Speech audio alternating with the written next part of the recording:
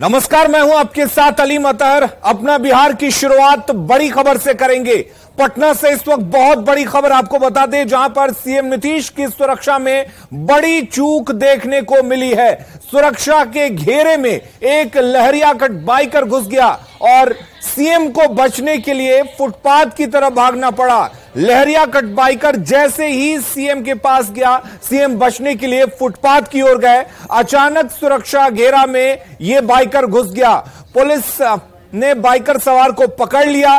Patna SSP और कई police पदाधिकारी मौके पर मौजूद रहे। पटना में पहले से ही लहरिया कट बाइकर का आतंक देखने को मिलता है और आज सीएम नीतीश का भी लहरिया कट बाइकर से सामना हो गया। खबर यह आ रही है कि घटना के बाद 7 सर्कुलर रोड पर ट्रैफिक को वन वे कर दिया गया है। और शैलेंद्र हमारे साथ जुड़े हुए हैं। शैलेंद्र, बड़ी चूक इसे कह सकते हैं अगर एक बाइकर सीएम के पास आ जाता है और सीएम को फुटपाथ पर जाना पड़ सकता है। आखिर कैसे इतनी बड़ी चूक हुई है? देखिए, सुबह सुबह मुख्यमंत्री मॉर्निंग वॉक कर रहे थे और इसी दौरान अचानक से एक बाइक सवार जो यहाँ पर जो मौजूद थे, उनके सुरक्षा में उनका कहना है कि जो बाइक की जो स्पीड थी वो तकरीबन 100 के स्पीड से बाइक आ रही थी और अचानक से मुख्यमंत्री नीतीश कुमार जब मॉर्निंग वॉक कर रहे थे तो बाइक सवार पीछे से आता है और जिधर मुख्यमंत्री मॉर्निंग वॉक कर रहे हैं उधर ही जो बाइक सवार है वो भी चला जाता है और किसी तरीके से फुटपाथ की ओर पीछे हटकर मुख्यमंत्री बाइक सवार से बचते हैं। तो ऐसे में एक सवाल बड़ा बनता है कि आखिर मुख्यमंत्री नीतीश कुमार जब ये मॉर्निंग वॉक कर रहे हो उस वक्त इस तरीके की घटना घटती है, उस वक्त उनके सुरक्षा में चूक होती है और एक बाइक सवार जो है वो मुख्यमंत्री के सुरक्षा में सुरक्षा घेरे को तोड़ करके उसमें घुसता हो।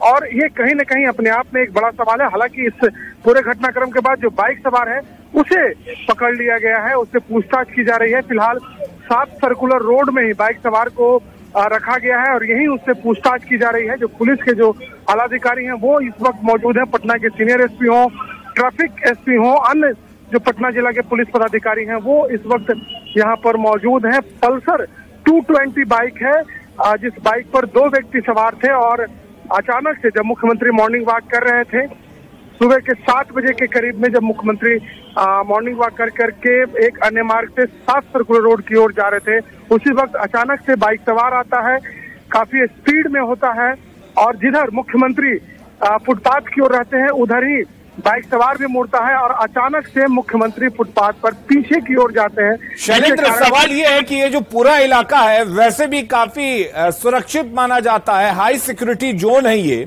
लेकिन उसके बावजूद वहां पर एक बाइकर ऐसे बाइक चलाता है और किसी सुरक्षा कर्मी की नजर उस पर नहीं जाती, कोई उसे रोकता नहीं है, तो ये एक बड़ी चूक कही जाए। ये तो अलग बात है कि आज सीएम वहां पर मॉर्निंग वॉक के लिए निकले थे। देखिए, ये जो पूरा इलाका है वो सेंसिटिव और वीवीआईपी इलाका है और यहाँ इस तरीके की घटना कोई पहली बार नहीं है बाइकर गैंग की।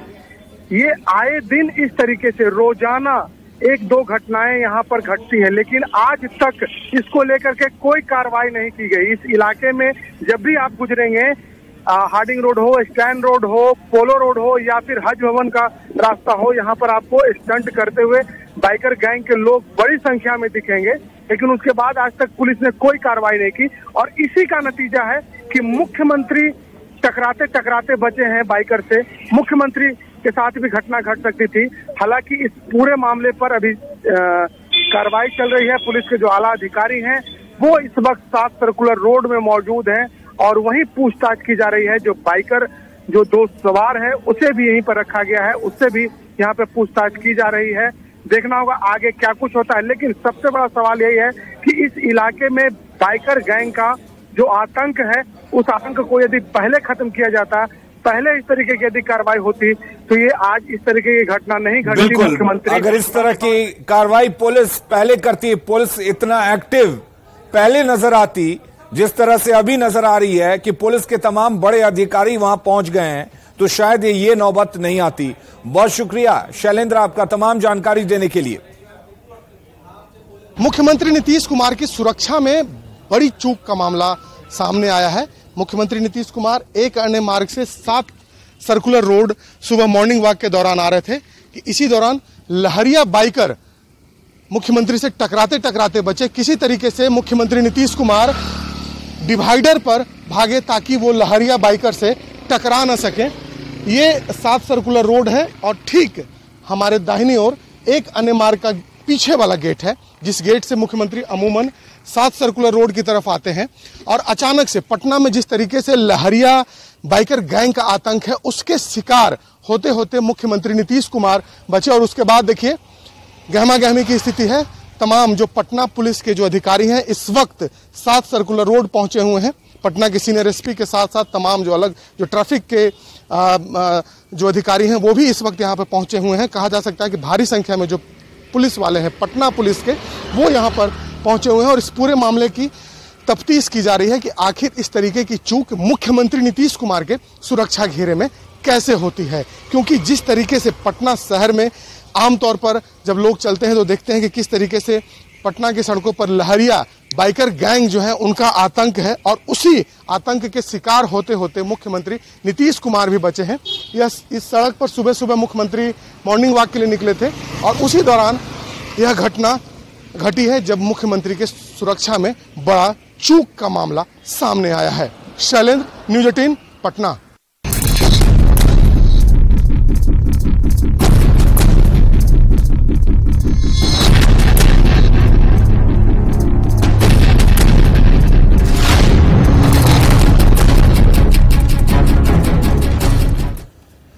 और अब बात बिहार के मुख्यमंत्री नीतीश कुमार के एक ऐसे बयान की जिसने पूरे देश की सियासत को गरमा दिया है।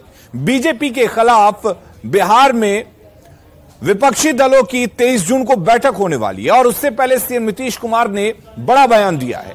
सीएम नीतीश ने कहा है कि लोकसभा चुनाव अगले साल नहीं बल्कि पहले भी हो सकते हैं।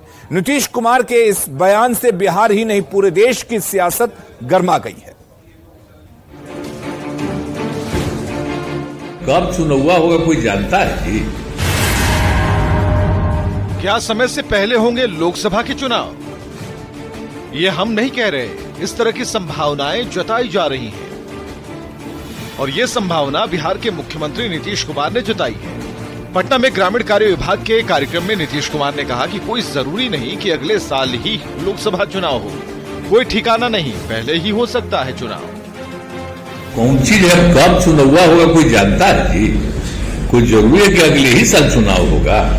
कोई ठिकाना है कि और पहले ही चुनाव हो जाए? इसलिए जरा तेजी से कम मत करिए, समझ गए ना? समय से पहले लोकसभा चुनाव के नीतीश के बयान पर सियासत तेज है। बीजेपी ने कहा सीएम नीतीश कुमार डरे हुए हैं, उन्हें जनता से घबराहट हो रही है। आप घबराइए मत, निर्वाचन आयोग समय पर ही चुनाव कराएगी। वो आपके हिसाब से नहीं चलती है, वो देश में एक संविधान के प्रक्रिया के तहत चलती है।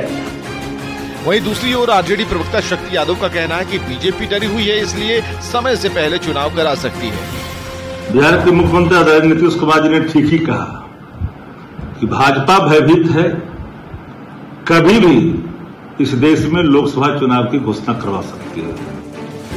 कांग्रेस ने 2004 का उदाहरण देते हुए कहा कि उस समय भी बीजेपी की ही सरकार थी और समय से पहले चुनाव कराया गया था। इसी प्रकार का चुनाव 2004 में जब भारतीय जनता पार्टी का ग्राफ गिर रहा था तो वाजपेयी जी ने भी समय से पूर्व चुनाव कराया था। अब समय पर चुनाव होता है या समय से पहले, ये तो वक्त बताएगा। लेकिन नीतीश कुमार के बयान के बाद सियासी बहस जरूर छिड़ गई है। न्यूज़ 18 के लिए पटना से शैलेंद्र की रिपोर्ट। तो सीएम नीतीश कुमार ने समय से पहले लोकसभा चुनाव होने की संभावना जताकर नई बहस छेड़ दी है। सवाल यह है कि सीएम नीतीश कुमार ने आखिर किस आधार पर यह अनुमान लगाया कि समय से पहले लोकसभा चुनाव कराए जा सकते हैं। तो सबसे पहला आधार यह हो सकता है कि सीएम नीतीश कुमार कार्यकर्ताओं पर एक तरह से मनोवैज्ञानिक दबाव बनाना चाहते हैं ताकि वो लोकसभा चुनाव की तैयारी में कोई शिथिलता नहीं बरतें। वो ऐसा नहीं सोचें कि चुनाव में अभी 1 साल की देरी है। दूसरी वजह परियोजनाओं को जल्द पूरा करने का दबाव बनाने की भी हो सकती है और इसलिए ग्रामीण कार्य विभाग की योजनाओं के उद्घाटन और शिलान्यास कार्यक्रम में सीएम ने योजनाओं का काम जल्दी जल्दी पूरा करने का निर्देश दिया ताकि चुनाव में उपलब्धियों को गिनाया जा सके। एक वजह मेन फ्रंट को क्लियर कट संदेश देना भी है क्योंकि 23 जून को पटना में विपक्षी दलों की बैठक है और बैठक से पहले CM Nitish Kumar main front के सहयोगियों को संदेश देना चाहते हैं कि एकजुटता में तेजी लाइए, रणनीति जल्दी बनाइए ताकि बीजेपी को सत्ता से बेदखल करने में सफलता मिल सके। या फिर ऐसा भी हो सकता है कि शायद नीतीश कुमार बीजेपी को 2004 की याद दिलाना चाहते हैं क्योंकि 2004 में बीजेपी ने फील गुड फैक्टर और शाइनिंग इंडिया का नारा देकर समय से पहले चुनाव कराया। बीजेपी को लगता था कि शाइनिंग इंडिया के दम पर वो चुनाव जीत जाएगी, लेकिन वाजपेयी जी चुनाव हार गए और यूपीए सत्ता में आ गई। वहीं ऐसा भी हो सकता है कि जिस तरह से वैश्विक मंच पर भारत की ताकत बढ़ी है, कोरोना के बावजूद भारत तेजी से विकास कर रहा है, जीएसटी कलेक्शन रिकॉर्ड स्तर पर है, दुनिया भर की बड़ी बड़ी संस्थाएं अनुमान लगा रही हैं कि आने वाले दिनों में भारत की अर्थव्यवस्था मजबूत होगी।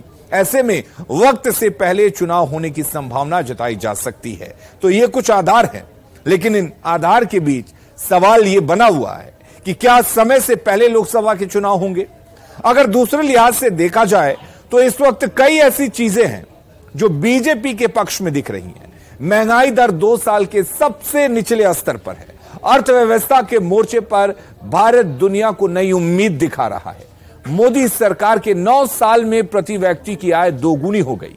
आमतौर पर अर्थशास्त्री 14 साल में आय दोगुनी होने की उम्मीद रखते हैं। कोरोना के कहर के बावजूद प्रति व्यक्ति आय 6% से ज्यादा है। वहीं केंद्र सरकार सबके लिए समान कानून लाने की तैयारी में भी है। बीजेपी को लगता है कि इससे पोलराइजेशन बढ़ेगा और इसका फायदा उसे मिलेगा। वहीं बीजेपी ने लोकसभा चुनाव की तैयारी जोर शोर से शुरू कर दी है। बीजेपी के बड़े बड़े नेता बड़ी बड़ी सभाएं कर रहे हैं। पार्टी के शीर्ष स्तर पर बैठकों का दौर चल रहा है। मंत्रियों और सांसदों को जिले जिले भेजकर सरकार के 9 साल की उपलब्धियों का प्रचार किया जा रहा है।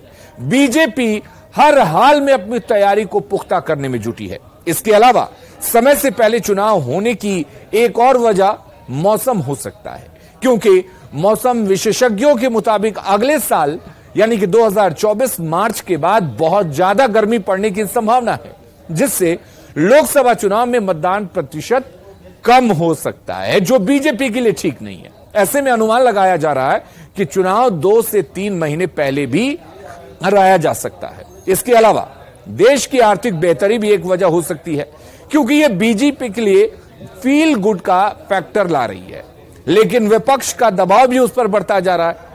दिल्ली में यौन शोषण का मुद्दा हो, जिस पर महिला पहलवानों के आंदोलन हो या किसानों का आंदोलन हो, विपक्ष लगातार दबाव बढ़ाता जा रहा है।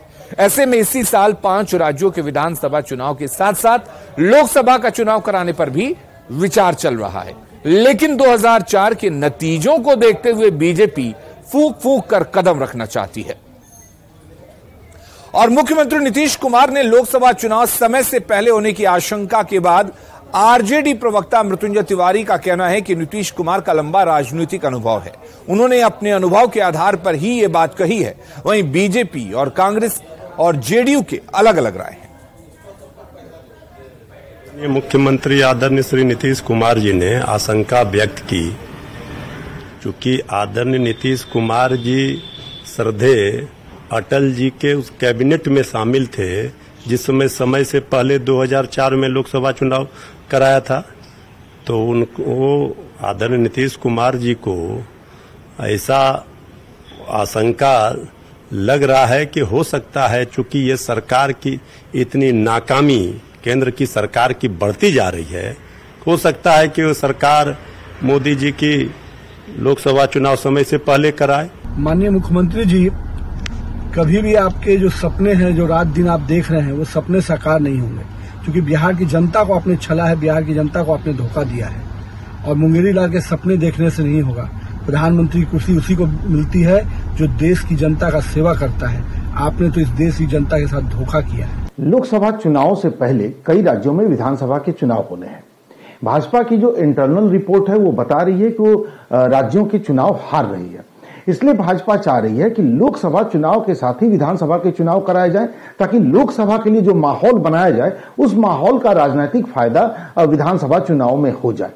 विधानसभा चुनाव को लंबे अरसे तक तो टाला नहीं जा सकता, लेकिन लोकसभा का चुनाव तो पहले करवाना केंद्र सरकार के हाथ में है। तो ये संभावना दिख रही है कि मोदी जी इस्तीफा देंगे और विधानसभा चुनाव के साथ ही देश में आम चुनाव भी होगा। नीतीश जी यही कहना चाह रहे थे, ये बहुत स्पष्ट है। भारतीय जनता पार्टी तो भयाक्रांत रूप में है ही, और इसीलिए माननीय नीतीश कुमार जी के 23 जून के जो महागठबंधन के शीर्ष नेताओं की बैठक है, उसके बाद भारतीय जनता पार्टी के शीर्षस्थ नेता का बिहार आगमन हो रहा है। तो यह तो पूरे संदर्भ बताते हैं कि भारतीय जनता पार्टी बेचैन है, हड़बड़ी में है, इसलिए वो लोकसभा पहले भी भंग कर करके चुनाव करवा सकते हैं। इससे कौन इनकार कर सकता है। तो एक तरफ से नीतीश कुमार ने लोकसभा चुनाव समय से पहले होने की आशंका जताई है और परियोजनाओं के काम को जल्द पूरा करने का निर्देश दिया, तो दूसरी तरफ बीजेपी भी चुनावी मोड में दिख रही है। बिहार बीजेपी के कोर ग्रुप की कल दिल्ली में बैठक हुई, जिसमें लोकसभा चुनाव की रणनीति पर चर्चा हुई। साथ ही संभावित गठबंधन को लेकर भी मंथन हुआ और जिस तरह से पूर्व सीएम जीतन राम मांझी के बेटे संतोष कुमार सुमन का इस्तीफा हुआ, वैसे में बीजेपी की यह बैठक काफी अहम मानी जा रही है।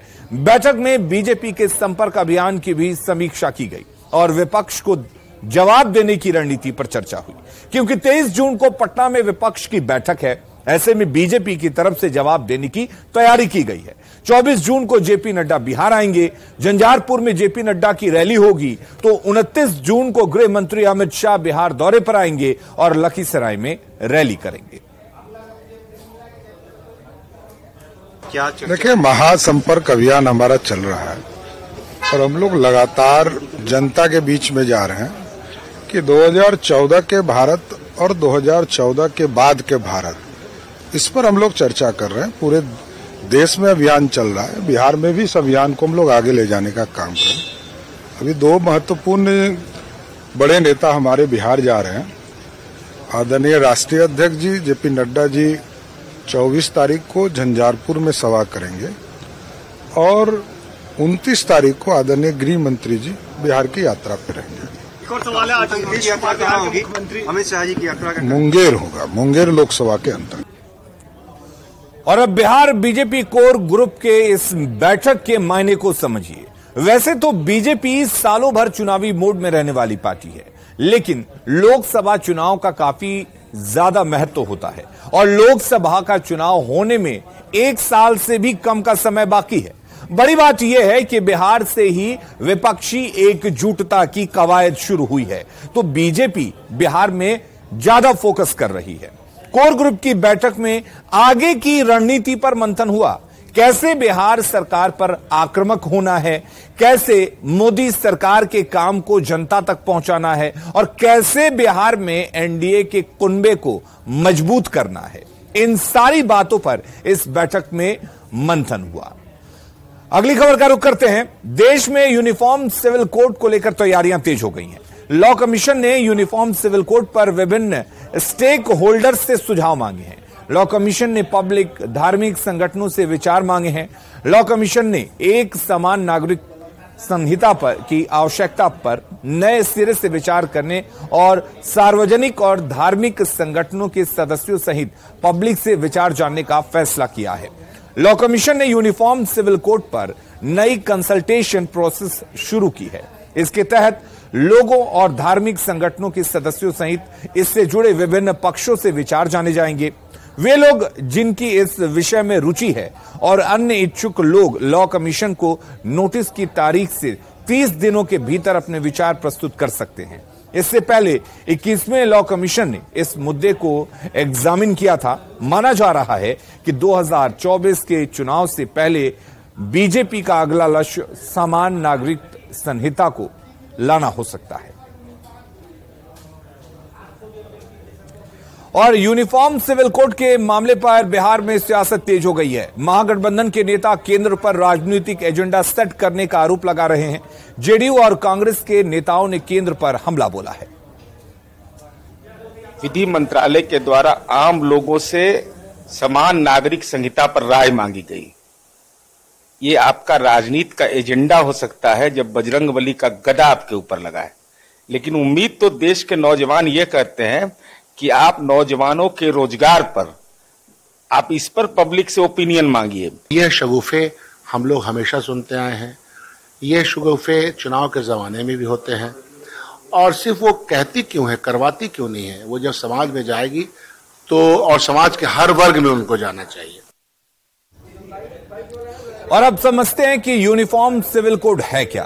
तो यूनिफॉर्म सिविल कोड का मतलब सबके लिए समान कानून होता है। भारत के संविधान में धर्मनिरपेक्षता की अवधारणा है। देश का कानून एक होगा और ये सब पर लागू होगा।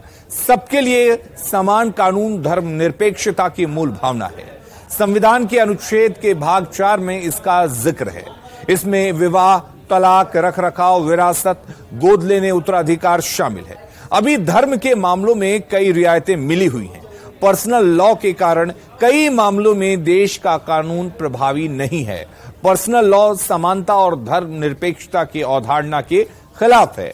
साल 1986 के शाहबानो प्रकरण से सिविल कोड की मांग हो रही है। सुप्रीम कोर्ट ने देश में यूनिफॉर्म सिविल कोड लागू करने की बात कही थी। सरकार ने सुप्रीम कोर्ट के फैसले को पलटकर शरीयत को प्राथमिकता दी थी। अब यह जान लेते हैं कि आखिर यूनिफॉर्म सिविल कोड का विरोध क्यों हो रहा है। तो यूनिफॉर्म सिविल कोड का विरोध करने वालों का तर्क है कि इससे लोग अपनी धार्मिक मान्यताओं से वंचित हो जाएंगे। इसको मानने से उनका अधिकार छिन जाएगा। शादी विवाह, जमीन जायदाद, उत्तराधिकार की रियायतें जो मिली हुई हैं वो खत्म हो जाएंगी। तो खबरें लगातार जारी हैं, लेकिन इस बुलेटिन में फिलहाल के लिए इतना ही।